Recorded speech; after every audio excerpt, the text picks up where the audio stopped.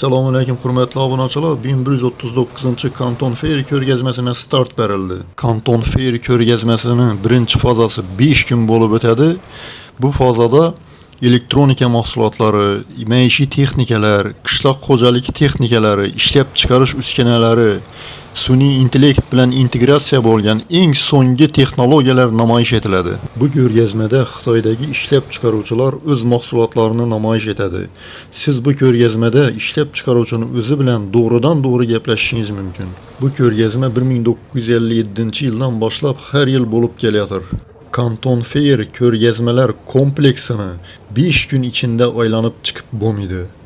Sizlara ulgurganimcha ko'proq mahsulotlarni ko'rsatishga harakat etaman.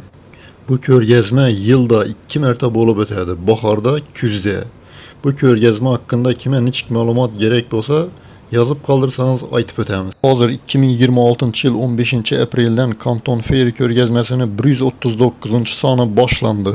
Bu ko'rgazmaga kelisha ko'p tadbirkorlarning vaqti bo'lmaydi ya imkoni bo'lmaydi. Bizani kuzatishda davom eting. Sizlarga eng so'nggi texnologiyalarni ko'rsatib o'tamiz.